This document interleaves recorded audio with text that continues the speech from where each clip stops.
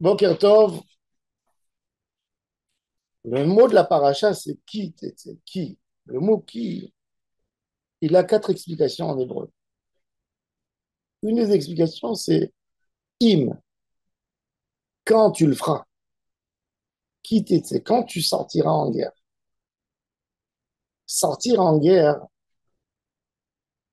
c'est vouloir faire la guerre. Quand l'ennemi est arrivé, on se défend, on ne sort pas en guerre. La notion de sortir en guerre, c'est quand nous avons un intérêt d'aller faire la guerre. C'est pour ça que toujours, ça s'appelle Milchemet Reshut, une guerre qui n'est pas obligatoire. Toute guerre qui n'est pas obligatoire, elle a d'autres règles. C'est pas les mêmes règles.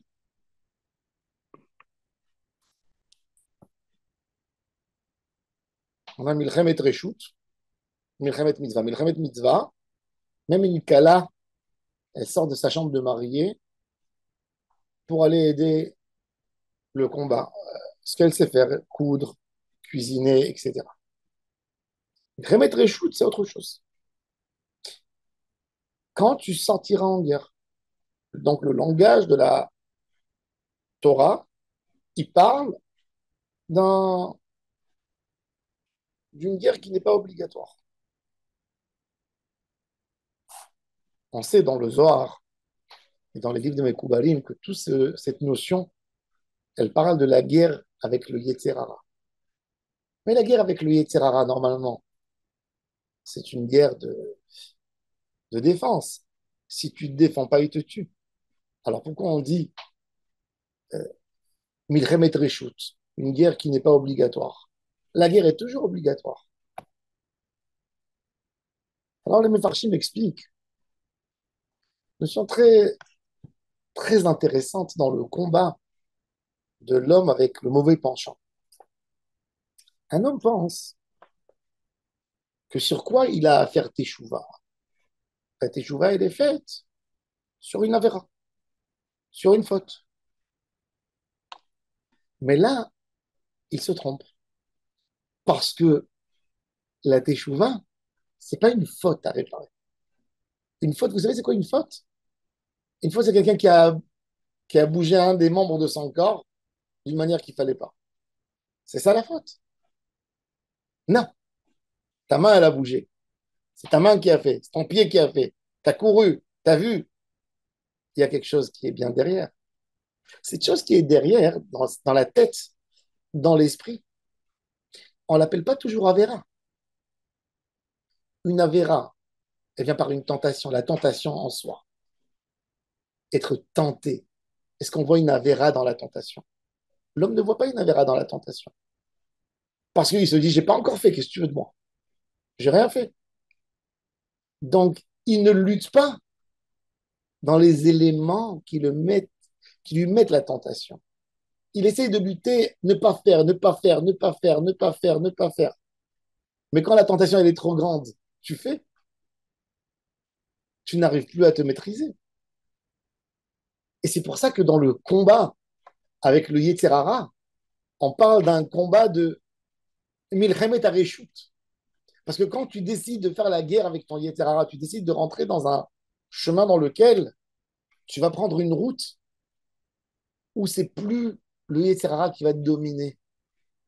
Tu dois rentrer dans quelque chose qui te paraît complètement autorisé. On va prendre un exemple le plus simple pour que qu'on comprenne un peu l'idée.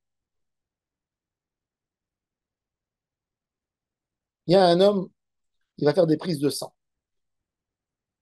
On lui dit c'est une catastrophe. La tension, catastrophe. Le cœur, problématique. Le cholestérol, problématique. On ne sait plus d'où commencer. Qu'est-ce qu'on va faire? On va lui dire, monsieur, nous allons voir ce que tu manges. Ce que je mange, vous voulez pas que je mange? Mais un homme, comment il peut vivre sans manger? Non, non, non, non, non. On va tout contrôler. D'ailleurs, tu vas jeûner maintenant une journée. Parce qu'on va commencer à contrôler. On va voir est-ce que tu manges pas trop salé. On va voir est-ce que tu prends pas des choses qui t'augmentent la tension. On va vérifier par rapport à ton cholestérol. C'est des choses qui sont autorisées à la base. Il n'y a rien qui est interdit. Et pourtant, ça fait des dégâts. C'est exactement ça dans la guerre du Yetzer Hara. Un homme qui est très, imaginez-vous, un homme qui est très, très curieux. Il a une curiosité de folie, exagérée. Cette curiosité, quand tu dis c'est un homme hyper curieux, tu peux prendre ça des fois comme, c'est un peu péjoratif, oui, de dire il est trop curieux. Mais quelque part, il n'y a pas de mal. Mais en réalité, il y a un gros mal. Parce que cette curiosité qui ne sera pas soignée, elle va t'amener à écouter des lachonara toute la journée. Tu as envie de savoir qu'est-ce qui se passe avec celui-là, qu'est-ce qui se passe avec celui-là, qu'est-ce qui se passe avec celui-là, qu'est-ce qui se passe. Tu vas mal gérer tes yeux, tu vas regarder où il ne faut pas regarder. Parce que tu es curieux. Si je vais aller et je vais dire à cette personne, tu sais, tu as un grand fauteur parce que tu es curieux. Moi, j'ai fauté? Non. J'ai tout simplement un caractère de curieux. Qu'est-ce que tu veux de moi? Il répare même pas cette faute. Et ça, c'est ce que la Torah nous dit. C'est là où il faut taper. C'est là le quitter la milchama, l'oivera. C'est pas le problème après du lachonara. Oh là là, j'ai sali mes oreilles, j'ai entendu du lachonara toute la journée. J'en ai fait 30 lachonara d'ailleurs. Et tu vas dire, alors, ça y est, je ferme ma bouche. Non, tu ne peux pas fermer ta bouche. Tu tapes où il ne faut pas taper. Tu as mal à la tête et tu mets une pommade sur tes pieds. C'est exactement ça ce que tu es en train de faire. Quand tu dis, j'ai plus parlé du lachonara, c'est faux. Tu te mens, tu te voiles la face. J'ai plus parlé du lachonara, c'est impossible de plus parler. Tu parles. Quand tu parles, tu vas parler du lachonara. Pourquoi? Parce que tu n'as pas éliminé les points de curiosité que tu as en toi. Tu n'as pas su comment diriger ta curiosité vers des bonnes choses et mettre une limite à certaines choses et dire là, tu ne rentres pas. C'est ça ce qu'il faut toucher. En réalité, la guerre, la vraie guerre avec le Yetzerara, elle ne se passe pas du tout dans le terrain de la Havera. La Havera, c'est l'action. C'est déjà une action que tu as faite. Ton corps, c'est tout simplement un envoyé de ton esprit, de ta conscience, de ta pensée. Ce qu'il faut gérer, c'est ton caractère. Mais dans le caractère, c'est réchoute. Tu ne vois pas le mal. Tu dis, OK, je suis stupide. OK, je suis curieux. OK, je suis jaloux. J'ai fait quelque chose avec ma jalousie. Je n'ai rien fait. Je suis parti faire quelque chose du mal. Non, mais quand tu soignes pas, tu as un vrai problème. C'est là où le problème se passe. Et c'est pour ça que la Torah a dit, quittez la milchama. Le jour où tu décideras d'aller vraiment faire la guerre, c'est dans milchama tareshut. C'est là où il faut. Ça, c'est la guerre. Et c'est pour ça que Rabbi Israël Salanter, quand il a parlé, Rabbi Israël Salanter, c'est un ange que Hachem nous a envoyé dans les dernières générations pour nous introduire le moussard. Rabbi Israël Salanter, il a dit, arrêtons de parler de Averot. Commençons à parler de midot.